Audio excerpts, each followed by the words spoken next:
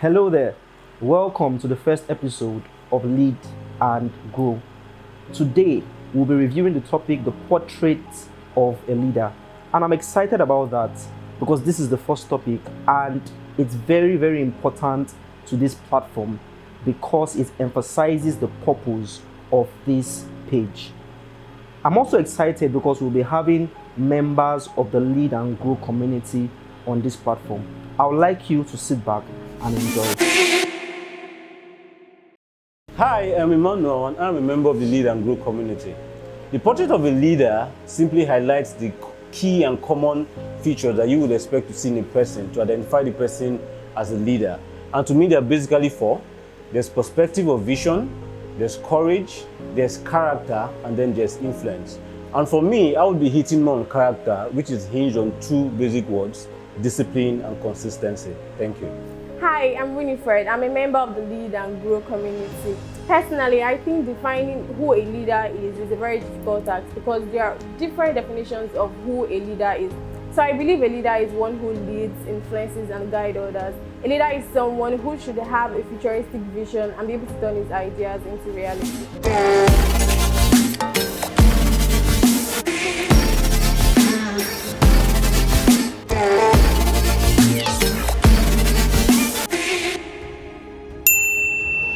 Welcome back, guys. Let's dive into the discussion immediately. So, Winifred, you spoke about a leader's ability to turn vision into reality. That's quite profound, actually. Can you, give us a little bit more insight into that ability of a leader? The first thing is having a clear vision. As a leader, you should have a very clear vision. And after having a clear vision, you must believe in yourself. You have to believe that you can be able to bring it into reality. So once you believe that, then you can be able to walk down the steps. Thank you very much. Okay, so you have something you want to say? Yeah, I want to ask a question. Thank you. So, what does it take for one to? So you're able to give us some insights into the context of what you're trying to say. What does it take? Let's say I'm a leader. What does it take for me to actually bring my mental idea into reality? Okay, it takes courage. And I want to use Joshua in the Bible here as a case study to explain this courage. So in Joshua chapter 1, verse 6, 7, and 8, God here by himself told Joshua to be strong and be courageous. And God here telling Joshua to be strong, it means it is something as a leader for you to be able to even lead the people and to bring your vision. Because Joshua had a vision, Joshua had an assignment to do, which was to lead the Israelites to the land of Canaan, right? Now, so it was a vision he was to do, it was an assignment he was to do, and he needed courage to be able to do that. So for God telling him to be strong and courageous, meaning courage is one of the main qualities we should have as a leader to be able to bring our vision to Wow. That's quite profound. So I think one of the things that I can get from that is that anybody who must be a leader must be somebody who must take courage very, very importantly. The ability for a person to take risk. I think that's quite profound. But over to you, Emmanuel. I want to ask you something you said about character. You spoke about character when you were defining the portrait of who you think a leader should be. What is the role of character for the leader? Thank you for that question. Okay, so my stand on character is, I think a lot of people define character as they use physical intelligence, they use discipline, they use consistency. Okay, physical intelligence, sorry. So discipline, consistency. And so I have a personal perspective is that character actually is not hinged on morality. In the sense that if I can actually exhibit discipline in a certain belief system and I can consistent enough impact that can be said to have character within the context of that belief system. Within what context are you referring to? Because if how do you differentiate between character and morality? You understand? Because it's very important people understand this concept as you have put it forward. How do you differentiate between character and morality? Okay. So like I said, character is discipline, consistency. Now morality has to do with bad or right or wrong, which is determined by society, it can be determined by religion, it can be determined by the law. So if for example now I am someone who is ethically biased, for example, and my entire belief system as a human is actually based on this bias for ethnicity.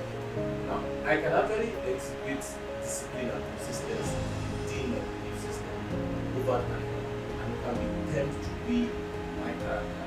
Now, it doesn't make it morally right, but if I'm in a group of persons or a group of people, and I am to lead them, now the fact that I am able to be consistent and disciplined within that towards that idea. Exactly. So it checks that box of character to actually lead.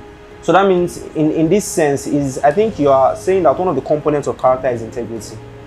Integrity meaning that a person says something and you are committed to that ideal. Okay, so what that therefore means is that there must be a difference between good leadership and bad leadership. There must be a difference between good leadership. So how do we differentiate between good leadership and bad leadership in the context of what you have just said? I don't know if you understand the question I'm trying to put forth. Yeah, I understand your question, but I would want to further explain something that good leadership actually, there was something I tried to say in the conversation, which is that good leadership should be differentiated from good vision. From good vision. So can you break that down? Can you go a little bit further into that idea so people can understand you better? Okay. So I might have a vision that necessarily does not positively impact society, but it's a vision. You understand? Based on the definition of a vision, it's a vision.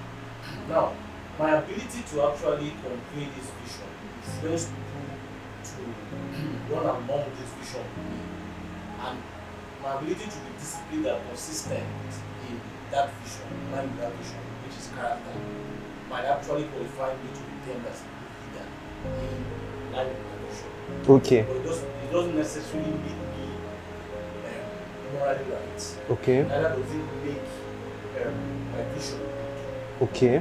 Or it can still be called good leadership in line with that vision. Okay, so you are saying that a good leadership refers to the capacity of the individual and not necessarily the nobility or the positivity of the person's cause or vision that is trying to advance.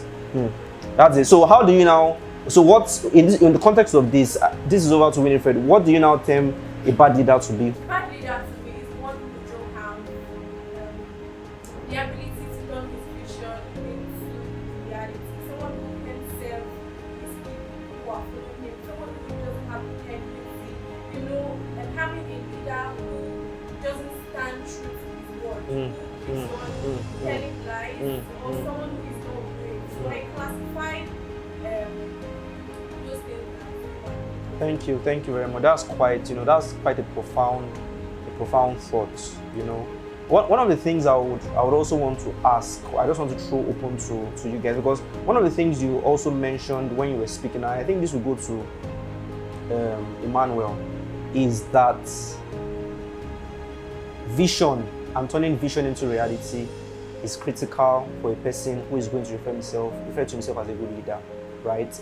Now, in a climb like Nigeria, some people use the term VUCA for Nigeria, and VUCA means volatile, uncertain, and chaotic. I can't remember what the A means, but that's what Nigeria is. How? Because one of the things I know about vision is that the vision ought to be long term. You know, so you have, as a leader, one of the things that is cast in stone is that you must have a vision.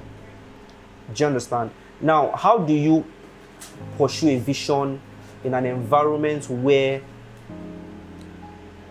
there's so much volatility? You can't predict what happens tomorrow. You know, we're in Nigeria today, you are doing a business, for example, you're a business leader, dollar today is 500, tomorrow dollar is this amount. You know, how do you plan your vision? How do you actualize your vision in that kind of context? So I think this question is to Emmanuel.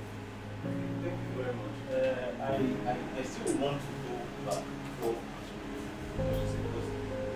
because I still sense that her response was still citing character as the basis of leadership, which I strongly for my reason. Sorry, come again. You said a character as what? As the basis for leadership. Okay. Because you mentioned telling lies. Because to me, I strongly believe leadership is about leadership. Okay. Moral, I bring character on the moral sense. Okay. So it just has to do with character in mind and vision. Okay. So that's that. So I'm not going to that. So to address the question, I think the volatility or the uncertainty in the future is one thing that makes the job interesting. Okay. But I don't think any leader becomes successful if he had his future spot on. Okay. And that's also one of the. So what you are saying is that one of the things that makes a leader a successful leader is the ability for him to face challenges head on. Exactly. Especially when as it pertains to volatility Exactly. and chaos in the environment and uncertainty in the environment. Exactly. Okay. One of the jobs of a leader is actually to face the uncertain future ahead. Wow. Try to make it certain to a certain level. Okay. And then lead those who are very flexible. So outside an example, let's use an example of Steve Jobs. Okay. The futures at this time was still very, very uncertain. Okay. But this was the man that had a vision that technology was supposed to appeal. Okay. You understand? It was supposed to be something that was there. Okay, so then we knew the types of IBM where computers actually look like middle blocks. You understand? You see hard drives as big as the storage tank and all this stuff. But he had the vision where he believed that tech devices were supposed to be appealing, were supposed to be sizing. You understand? Now, how certain was that future at this time? Definitely was uncertain. Because from everything he was seeing then, it really wasn't in line with his vision. Wow. But one of his duties was to actually dive ahead into that uncertain future. Try to find a level of certainty and then communicate and influence those who was leading into that level of certainty. And this is why when I was having a study over leadership, one of the things I came to realize, I said to myself was that we all know that knowledge is key in leadership. But the type of knowledge in leadership doesn't necessarily have to be an experiential knowledge. It just has to be a knowledge that is based on conviction. Because it's what I'm convinced that I influence people. How does a person get to that point? How do you get that kind of knowledge? Yes, because knowledge as we know it is something that a person gets either from material or you get from experience. That's theory or practical. How do you get to that point where you have a conviction? So this is where I would want to say first, I want to say faith. Okay. Now, Explain further, please. Exactly. How would I put it? Should I use the word loss as faith might be? Or faith is not something. So if you tell an average person faith, faith addresses many things. But when it comes to visions, most times you find out that faith, personal faith, in your vision is one of the things that actually gives you one direction, gives you this good courage and conviction. Then two, I would say self-leadership, because the truth is, I can't influence you on the vision if I'm not, first and foremost, influenced myself. To believe in that vision. Wow, wow, wow. You Can you take that again, please? Okay, so I said personal leadership. Self-leadership. So, meaning that I cannot influence you to believe in my vision. I cannot first and foremost influence you to believe in that vision. So, influencing myself to believe in a vision brings about conviction and then brings about more clarity. So that when I want to influence you, I'm not just telling you what I have, but I'm telling you what I've come to believe over time through self-leadership. So that means that what a person has as a vision must be something that speaks personally to that individual. So that the moment it speaks personally to you as an individual, you are able to translate that conviction from yourself to other people. So what that means, therefore, from what you have said, is that people are subconsciously looking for whether or not a believer is convinced of his vision before they buy into that vision. That's quite a very profound. That's quite a very profound, a very profound idea. But one of the things I also want to, throw out to you guys is, what do you say to somebody who is recently appointed to a position, for example, and does not have the characteristics of a leader? What do you tell that person? Because I know one of the things that I've come to realize is that you occupy a position does not mean you're a leader, right? That you occupy a position does not mean that you're a leader, and that's one of the things that's one of the misconceptions of leadership. I think we should even have a session that talks about misconceptions of leadership. That a person occupies a position does not mean that the person is a leader, right? So now they appoint a person, a good citizen, a good Christian, and they give you a leadership position. How do you transition from just being a good individual, a normal individual, to becoming a good leader within the context of good leadership, as we have discussed? So I would like to throw this question to anybody who wants to answer it. How do you transition from just being an average individual? I was a good Christian, I was a good brother in Christ, I'm a good man.